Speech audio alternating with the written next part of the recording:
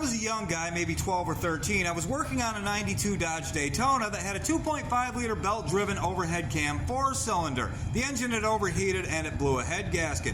One of the scariest things anyone had ever said to me was when my dad told me I probably wouldn't be able to just change the head gasket because it got hot, the head was probably warped, and would most likely need to be machined. That sounded scary to me. I didn't know what that meant, but it sounded very expensive. And I was a little kid, garage people were scary enough. I imagined a machine shop would just be scarier people than a garage. So I went to a salvage yard and pulled a head off from a different car and stuck it on there. I believe that one was an Acclaim or a LeBaron, which turned out to have a 2.2 in it, which had rounded teeth on the timing gear, and it chewed the belt up. So I had to pull that head back off and try to fix the head that came off from it, which back then they had this steel block with emery cloth on it you could use to level a head because they weren't that picky back then. But I'm saying way too much. Let me tell you how I knew whether or not that head needed to be fixed.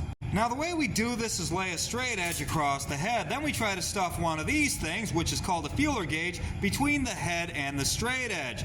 Back in the day, in the 90s, it was a business card, which was 15 thousandths of an inch. Nowadays, it's a sheet of paper, which is 8 thousandths of an inch.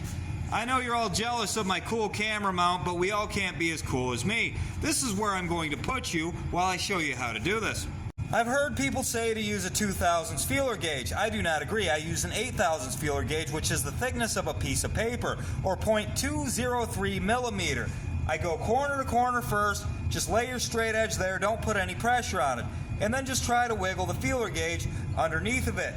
Go across this direction, same thing in the other direction.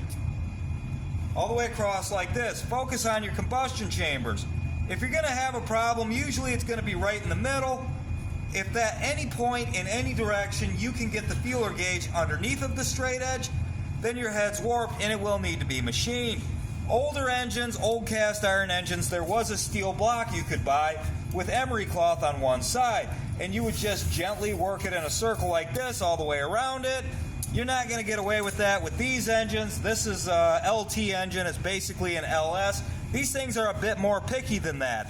There's not enough metal here for you to take a whole bunch off if you screw up. So you usually want to send these in and have them milled by a professional. They have a machine that puts it on a jig. There's a rotator, and the blade just cuts a very small fraction of the metal off, making it perfect every single time, and it's not really all that expensive. You can use the same method to check the deck, which is this mounting surface for the cylinder head, but it's very unlikely you'll find a problem unless your engine went through something very extreme or is severely corroded. I was just informed that a sheet of paper is 3 thousandths thick, so I'll have to rethink my entire life. I still stand by the 8 thousandths measurement. I've been using it all along, and it's always worked out just fine. My next video will be about why all these surfaces have to be so flat in the first place, so look for it if you need to know.